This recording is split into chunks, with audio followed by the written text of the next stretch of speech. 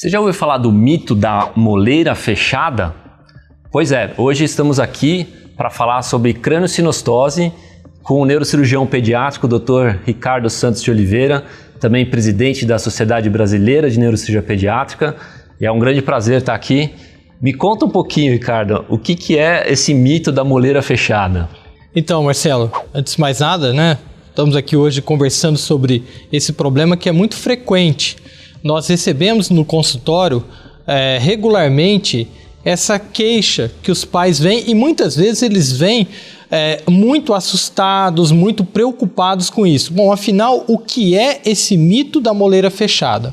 Nós sabemos que quando o bebê forma, há passagem pelo canal de parto, caso exista um parto do tipo vaginal, que há essa necessidade. E a moleira nada mais é do que um tecido conjuntivo que permite que o crânio possa se acomodar e passar pelo canal de parto. Bom, afinal, mas o que isso tem a ver com a crâniosinostose? A moleira por si só, ou a fontanela que nós conhecemos, ela não é a crâniosinostose. A crâniosinostose, ela é o quê? É o fechamento das suturas. Então nós temos linhas na nossa cabeça que servem para direcionar o crescimento craniano. Então a moleira não tem a ver com o crescimento? Não tem a ver com o crescimento craniano. O que faz o crânio crescer são duas entidades muito diferentes. O cérebro, em primeiro lugar, ou seja, quando você tem um bebê bem formado, cujo cérebro é normal, o desenvolvimento do cérebro permitirá que o crânio também vá crescer. E depois as suturas, ou essas linhas que nós temos na nossa cabeça, vai direcionar o nosso crescimento. E a crâniosinostose, ela é um problema que aparece lá dentro da barriga da mãe, ou seja, intraútero, e ela pode estar relacionada com uma ou mais suturas cranianas. Então, a preocupação dos pais, muitas vezes dos pediatras também, que encaminham esses pais para a gente, porque essa moleira fechou antes do que... Aliás, o que é antes, Em que momento talvez os pais ou os pediatras mesmo devem ficar preocupados porque a moleira tá fechada, Então, você pode comentar um pouquinho a respeito disso? Como eu disse, a moleira, ela tem um aspecto muito variável no ser humano. Então há bebês que logo 3, 4 meses você já observa uma ossificação na região da moleira ou da fontanela. E há outros que às vezes passam um pouco de um ano. Em média, em torno de 9 meses a 12 meses é o período em que há uma ossificação, ou seja, o fechamento aí da moleira ou da fontanela. Mas reforçando que isso é um processo absolutamente normal, fisiológico, enquanto que na crâniosinostose nós temos quando o bebê nasce, ele já apresenta uma deformidade que ela é bem característica, como nós mostraremos aqui para vocês. Dependendo o tipo de sutura envolvido, o crânio já tem uma conformação muito característica. Enquanto que essa queixa ou essa preocupação dos pediatras em relação à moleira, o crânio ele é absolutamente simétrico, normal, a criança tem o desenvolvimento normal. O perímetro craniano, que é justamente a medida da circunferência craniana, também cresce de forma harmônica, normal. Bom, então a moleira fechada, como a gente viu, não tem nada a ver com o fechamento precoce das suturas cranianas, E são várias suturas cranianas, Dependendo de qual sutura está fechado, nós temos um tipo diferente de crâniosinostose. Ricardo, qual que é o tipo mais frequente de crâniosinostose e qual que é o tipo mais grave? Comenta um pouco pra gente sobre isso. Sim. Marcelo, em primeiro lugar, como se dá a crâniosinostose? Como ela aparece a crâniosinostose? Hoje, os estudos científicos, as pesquisas indicam que a crâniosinostose geralmente é um problema de ordem genética, ou seja, ele pode ser uma alteração de um determinado gene relacionado a ossificação precoce nessa região da sutura, ou seja, das linhas de crescimento, levando assim a uma deformidade. Como eu disse, essa deformidade ela já aparece em intraútero. Então, nós sabemos que existe essa alteração genética que muitas vezes pode ser não sindrômica, ou seja, não tem nenhuma outra característica no corpo relacionado a uma determinada síndrome, ou que são as mais frequentes, são as crâniosinostoses não sindrômicas, ou seja, são crâniosinostoses que ocorrem por alterações pontuais em determinados genes relacionados à ossificação dessas suturas, levando a um determinado tipo específico.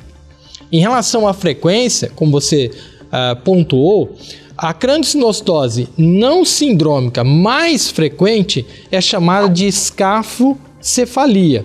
O que é escafocefalia? É o fechamento precoce da sutura sagital, que é a sutura que nós temos logo na região que vai daqui, logo após a fronte, até aqui atrás na região occipital. Então essa sutura, quando ela se fecha lá em intraútero, nós teremos um problema chamado escafocefalia. Ou seja, para cada sutura haverá um nome. Então, a sutura sagital, escafocefalia. A sutura coronal, que é essa lateral, fechando de um lado só, nós teremos a plagiocefalia, ou seja, a deformidade assimétrica do crânio. Quando há o fechamento das duas suturas coronais, nós teremos a braquicefalia, ou seja, cada sutura um nome específico. E por outro lado, as mais graves e raras também são as crâniosinostoses sindrômicas. Entre as sindrômicas, nós temos 3 que são as mais frequentes, que é a síndrome de Cruzon, a síndrome de Apert e a síndrome de Pfeiffer. Essas 3 representam a maioria das crâniosinostoses sindrômicas. E veja só que nós estamos falando de um problema que é relativamente raro. Nós sabemos que a incidência de crâniosinostose é de um caso para cada entre 1.500 a 2.000 nascimentos vivos. E talvez até um tipo mais frequente ainda no consultório seria a falsa crâniosinostose, né? Que é um problema postural, né? Plagiocefalia postural também chamado, né? E uma característica importante é que a deformidade no crânio da criança não está presente ao nascimento. É uma coisa que a gente vê depois de algumas semanas ou meses, né? Com a criança dormindo talvez numa postura viciosa. Conta um pouquinho mais pra gente sobre a falsa crâniosinostose. Uma excelente pergunta, Marcelo. Excelente pergunta. Como nós comentamos a respeito da clínica ou da fontanela ou da moleira fechada, a deformidade postural é, sem dúvida, algo muito frequente nos consultórios. E isso ocorreu a partir da Sociedade Americana de Pediatria, na década de 1990, mais precisamente em 92, quando eles publicaram um estudo demonstrando que haveria um risco da criança aspirar principalmente leite nos primeiros meses após o nascimento. E eles orientaram a sociedade americana, no caso os pediatras, isso acabou se estendendo para todo o mundo, que as crianças não deveriam ficar voltadas de barriga para baixo, decúbito ventral, e assim eles preconizaram que as crianças ficassem numa posição deitada com a cabeça para trás. Sim, isso obviamente previne esse problema, mas por outro lado causou uma outra problema que justamente é isso que você pontuou, que são as deformidades posturais. É importante que o pediatra oriente os pais que a criança ela pode e deve nos primeiros meses ficar sim em decúbito dorsal, mas ela também precisa ser mudada a posição para o lado direito e para o lado esquerdo, ou seja, a criança pode ficar em lateral, não precisa ficar de barriga para baixo. Existem no mercado algumas ou travesseiros específicos que você pode colocar de modo que a criança fique de lado. Então é importante mudar a posição, Porque se não ocorre a mudança da posição, o próprio peso da cabeça do bebê vai fazer com que o osso, nessa fase ele é muito maleável, o osso vai se deformar. E essa deformação vai ficar cada vez mais importante. E é isso que acaba levando os pais aos consultórios e também, em algumas situações, com diagnósticos errôneos relacionados à craniosinostose. E você também pontuou bem a questão do termo.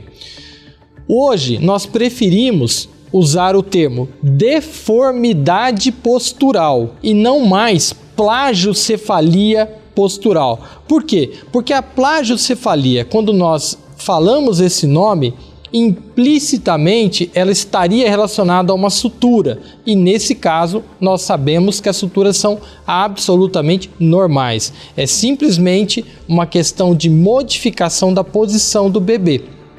Após os 3, 4 meses, uma criança normal, com desenvolvimento neurológico normal, ela já tem a musculatura bem desenvolvida. Então ela já tem a capacidade, o reflexo, que a gente chama de reflexo de fuga, que é aquele reflexo que a criança não vai ficar mais com risco de asfixia. Então, nesse momento, é possível colocar a criança de barriga para baixo com a cabeça virada. Com isso, você elimina qualquer tipo de deformidade nessa região. Bom, então, com relação até à frequência, né, dessas deformidades, muitas das pessoas que estão nos assistindo, né, talvez estejam lidando com uma deformidade postural, né, com o tratamento mais simples até do que uma craniosinostose verdadeira. E eu queria conversar um pouquinho agora com o Dr. Ricardo sobre o tratamento dessas condições, e vamos começar com o tratamento da deformidade postural, né? Talvez muitos já tenham ouvido falar ou já tenham visto crianças utilizando capacetes, né, para tratamento de alguma deformidade. É isso mesmo? O capacete é usado para essa deformidade postural? Quando a gente vê crianças com capacete aí na rua, talvez outras condições estejam sendo tratadas. Quando que esse capacete é de fato indicado? Muito boa pergunta. Quando nós identificamos uma deformidade postural, ou seja, que não tem absolutamente nada a ver com craniosinostose, é simplesmente uma postura que a criança apresentou e houve uma deformidade, principalmente na região posterior, que pode ser de um lado ou até mesmo dos dois lados. O primeiro, entre aspas, tratamento é, uma vez bem diagnosticado que de fato é uma deformidade postural, isso pode ser feito através de uma boa avaliação clínica, através de um profissional que tem experiência nesse tipo de problema, e complementado, por exemplo, com uma radiografia simples do crânio, para que na radiografia simples você comprove que as suturas cranianas estão absolutamente normais. Feito isso, Marcelo, a nossa orientação para os pais é a mudança de posição e o acompanhamento regular dessas crianças, ou seja, nós orientamos os pais. Existem várias dicas que nós podemos dar, como por exemplo a mudança, muitas vezes a posição do berço, colocando mais próximo, por exemplo, de uma janela, de modo a estimular a criança que ela busque alguma outra atenção para mudar de posição. A colocação de algum brinquedo, alguma coisa assim, sempre no intuito de levar a criança a sair daquela posição que ela está acostumada. Pois bem, esse tipo de orientação, e também associada à mudança de postura e preferencialmente colocar a criança em decúbito ventral, ou seja, virada para baixo com a cabeça de lado, isso resolve mais de 90% dos casos. Em relação à órtese ou capacete, o capacete ele acabou surgindo também nos Estados Unidos, associado a um tipo de tratamento que foi a cirurgia endoscópica. Depois nós vamos comentar um pouco mais sobre o tratamento das craniosinostoses, que essas órteses foram desenvolvidas com essa finalidade. E daí acabaram também sendo utilizadas para alguns casos de deformidades posturais. Aqui no Brasil, Marcelo, o capacete ele tem um alto custo socioeconômico e nós devemos também considerar as condições locais aqui do nosso país. Na maioria dos casos, nosso país é um país tropical, nós temos bastante tempo de sol e esse capacete você tem que deixar a criança cerca de 23 horas por dia com esse capacete. Isso pode levar a apresentar problemas como lesões de pele e ao longo do primeiro ano de vida da criança ao crescimento natural, porque o cérebro desenvolve e esse capacete precisa ser ajustado. Então olha só que trabalhão que você vai ter ao indicar esse tipo de tratamento, sabendo que a orientação correta e os pais realizando isso, você resolve mais de 90% dos casos, sem a necessidade da utilização desse tipo de capacete, ou órtese craniana. Assim, em casos selecionados, quando nós recebemos crianças com uma deformidade já muito importante, e mais uma vez lembrando, não é ou que tenha sido descartada uma craniosinostose, que é realmente uma deformidade postural, nesses casos nós podemos considerar o uso do capacete. Lembrando também que quanto mais precoce, há uma correlação direta do uso do capacete em crianças com menos de 6 meses. Crianças já com acima de 6 meses, a chance de obtenção de sucesso com o capacete é muito baixo. Então, mais uma vez, um outro fator de que não há necessidade, na grande maioria dos casos, do uso desse tipo de órtese ou do capacete. Bom, então ficou muito claro, né, a diferença entre a deformidade postural, o tratamento da deformidade postural, né, e vamos entrar um pouco mais agora no tratamento das craniosinostoses verdadeiras, mas antes disso, né, o diagnóstico dessas deformidades, o que a gente usa alguns exames complementares, né, como raio-x, tomografia, e às vezes isso preocupa até um pouco a questão de radiação, né, da criança. Quando que esses exames de fato precisam ser realizados e são esses mesmo? Existe alguma coisa mais moderna para o diagnóstico das craniosinostoses? Sim, Marcelo, ótima pergunta. Bom, conhecendo agora a diferença do que é uma craniosinostose verdadeira de uma deformidade do crânio que não é craniosinostose, como que nós podemos, por exemplo, diagnosticar uma craniosinostose? Em primeiro lugar, a avaliação clínica e a experiência do neurocirurgião. Porque ao adentrar a sala de exame, quando você tem experiência, você já detecta uma deformidade que é bem característica da craniosinostose. Então o exame clínico ele é sem dúvida primordial na diferenciação do que é uma craniosinostose verdadeira de uma craniosinostose não verdadeira ou uma deformidade. Para a complementação do diagnóstico clínico, nós temos 2 exames que são fundamentais. A radiografia simples do crânio, que pode ser solicitada em casos, às vezes, onde há uma certa dúvida e que você queira minimizar, como você mesmo falou, o efeito da radiação. Na radiografia, você consegue identificar se a sutura está aberta ou fechada. E, geralmente, hoje, com a disponibilidade que nós temos e a facilidade da tomografia de crânio, é o exame mais indicado para avaliação das craniosinostoses, tanto para fins diagnósticos como também para o planejamento do tratamento. A tomografia de crânio ela deve ser realizada sem contraste, não há necessidade de administração de contraste e com a reconstrução em 3 dimensões, porque isso nós podemos avaliar de forma bem precisa qual é o tipo da sutura e o formato do crânio desses bebês. Então, esse é o exame mais indicado para a confirmação diagnóstica e também o planejamento. Bom, mas será que existem outros exames? Nós temos hoje, eventualmente, a ultrassonografia, mas vejam só, a ultrassonografia é um exame que ele é extremamente relevante para quando nós temos que avaliar através da fontanela outros problemas. Não é o caso da craniocinostose, não é um exame mais indicado para essa finalidade. E a ressonância? Também. A ressonância, ela tem sim o seu papel, mas quando nós queremos, por exemplo, avaliar se existem outras malformações associadas. Mais uma vez, existem as craniocinostoses sindrômicas e não sindrômicas.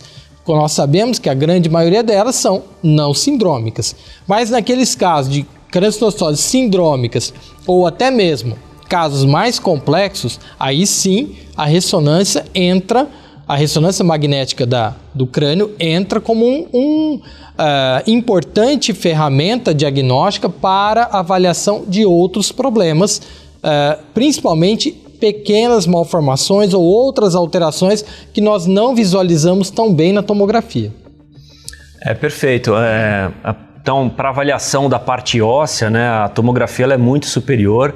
Né? Hoje, os tomógrafos modernos, a gente faz um exame, né, de uma criança em minutos, né, 1-2 minutos a gente consegue, né, com um nível de radiação muito baixo, a gente consegue imagens excelentes e que a gente mesmo no consultório médico consegue fazer essa montagem tridimensional do crânio e identificar todas as suturas com perfeição. A ressonância já é um exame mais difícil de ser realizado, muitas vezes precisa de uma sedação, né, da criança e, como o Ricardo aqui salientou, ela não é necessária na maioria dos casos. Né? Isso porque muitas vezes os pais perguntam, né, se precisaria fazer uma ressonância também, então é bom deixar claro aí para os nossos ouvintes. Bom, em geral, o tratamento da craniocinostose não sindrômica, né, é cirúrgico, né? E isso preocupa muito os pais, né? No entanto, é uma cirurgia com alto índice de sucesso, né? Não é isso, Ricardo? Fala um pouquinho mais do tratamento cirúrgico. É lógico que vai variar de acordo com o tipo de craniocinostose, né? Mas vamos começar pelos mais comuns, né? Claro. Sim, Marcelo. Geralmente, quando vamos separar em dois grandes grupos aqui. Então, vamos falar primeiro dos mais frequentes, que são as craniocinostoses não sindrômicas. Quando nós identificamos o tipo específico que é uma craniocinostose não sindrômica, geralmente o tratamento é cirúrgico. Existem casos em que você pode eventualmente fazer um acompanhamento? Sim, em casos de deformidades leves, você pode eventualmente acompanhar a criança e, ao longo do tempo, decidir se mantém o tratamento conservador ou cirúrgico. Mas, via de regra, o tratamento da craniocinostose é sim um tratamento cirúrgico. Qual é o melhor momento para fazer esse tratamento? Geralmente, assim que o diagnóstico é confirmado, nós, em geral, procuramos operar as craniocinostoses não sindrômicas. Em menos de 6 meses, nós teremos os melhores resultados cirúrgicos. Mas então, se o meu filho teve um diagnóstico mais tardio, em torno de 1 ano, ele pode ou não ser operado? É claro que sim, ele pode ser operado. O que vai mudar serão as técnicas cirúrgicas. Por quê? Quando nós operamos um bebê abaixo de 6 meses, o tipo de crânio, a elasticidade, enfim, toda a técnica cirúrgica é diferente numa criança já em torno de 1 ano de vida. Mas o tratamento continua sim sendo cirúrgico. Para as craniocinostoses sindrômicas, essas aí, além do tratamento neurocirúrgico, você também precisa de um envolvimento de outros profissionais, porque essas crianças apresentam outros problemas, como por exemplo, na síndrome de Apert. A criança tem as junções dos dedos das mãos e dos pés, então há necessidade de programação da soltura desses dedos ao longo do tempo. Então isso é feito com uma equipe multidisciplinar, um ortopedista infantil. Os problemas da face, então, crianças que têm deformidades faciais importantes, que há necessidade, por exemplo, de realização da traqueostomia, quando a criança tem uma obstrução respiratória grave, ou de avanços da face. Então, isso é feito dentro de uma equipe multidisciplinar. Mas, em geral, uma vez feito o diagnóstico de uma craniosinostose, o tratamento deve ser, sim, cirúrgico. Em relação aos riscos, isso é uma pergunta também muito frequente dos pais e, obviamente, altamente pertinente, porque nós estamos lidando ali com um bebê. A craniosinostose, como você pontuou, ela tem um resultado cirúrgico muito bom, desde que a equipe tenha um treinamento específico para a realização de cirurgias desse porte. Isso envolve a estrutura hospitalar, o conhecimento do neurocirurgião e também o conhecimento do anestesista e da equipe de pediatria, no caso, a unidade de terapia intensiva pediátrica. Quando tudo isso trabalha de forma harmônica, os resultados esperados são os melhores possíveis. Então, isso deve ser muito bem coordenado na equipe para que nós tenhamos segurança para operar crianças pequenas como essas. Bom, crianças com craniosinostoses não sindrômicas, né, elas têm o desenvolvimento neuropsicológico, neuromotor, né, na maioria das vezes completamente normal, né? Então, os pais, né, eles, a hora que vem a informação da necessidade de cirurgia, isso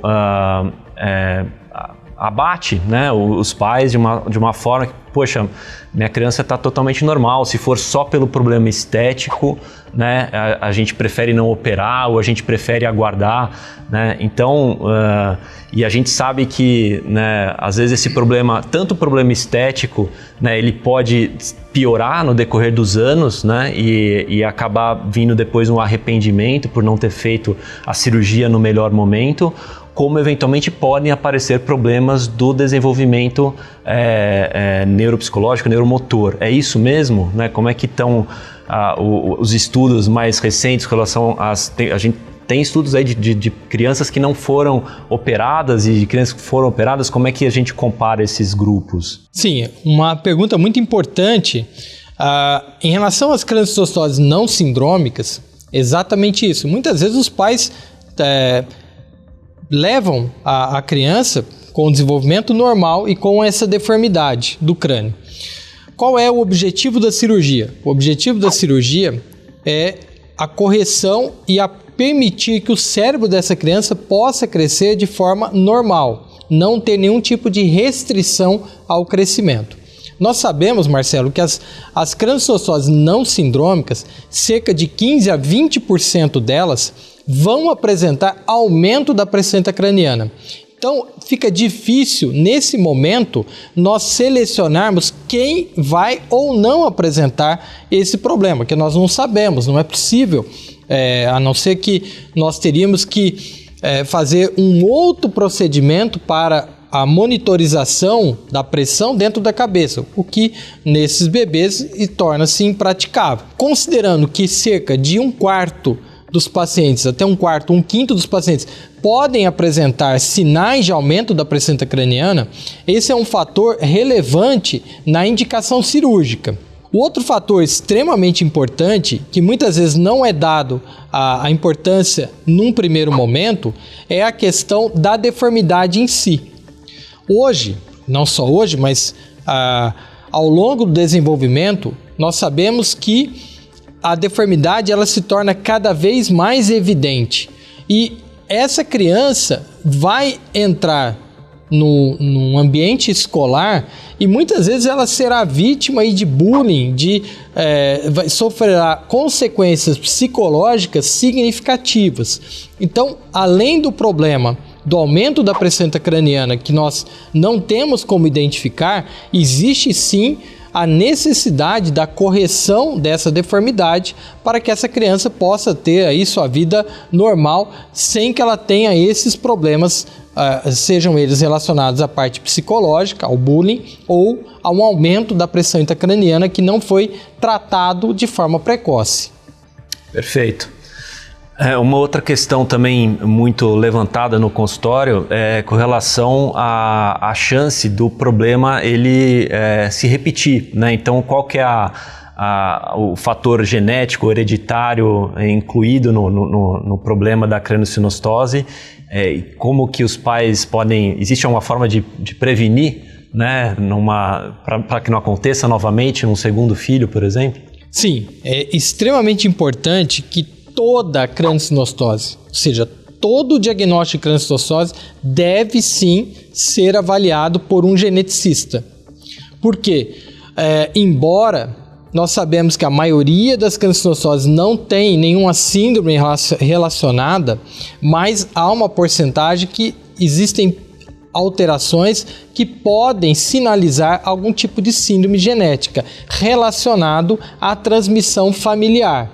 Então, é a minoria, mas isso precisa ser identificado e hoje nós temos como fazer essa identificação através, no caso do geneticista, de uma avaliação clínica e também análise dos genes, as análises moleculares e também do cariótipo. Nós sabemos que na craniosinostose, quando há alterações, geralmente são alterações genéticas e não cromossômicas, ou seja, dos cromossomos em outras síndromes conhecidas.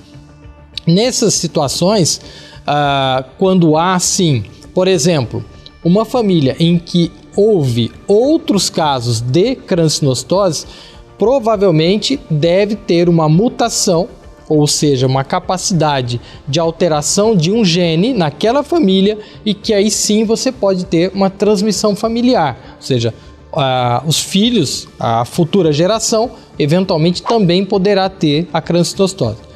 Contudo, nas não sindrômicas, geralmente são alterações pontuais daquele paciente, não tem a chance da transmissão familiar. Mas para que isso seja bem esclarecido, a avaliação genética é fundamental nas craniosinostoses. Bom, pessoal, o Dr. Ricardo Santos de Oliveira é neurocirurgião pediátrico aqui do Instituto Amato. E se você gostou desse assunto, fica ligado no nosso canal que mais vídeos sobre neurocirurgia pediátrica virão em breve. Até mais. Nós estamos aqui para tirar outras dúvidas. Entre em contato conosco através dos canais da clínica ou venha conhecer aqui o nosso espaço ou fazer uma consulta conosco.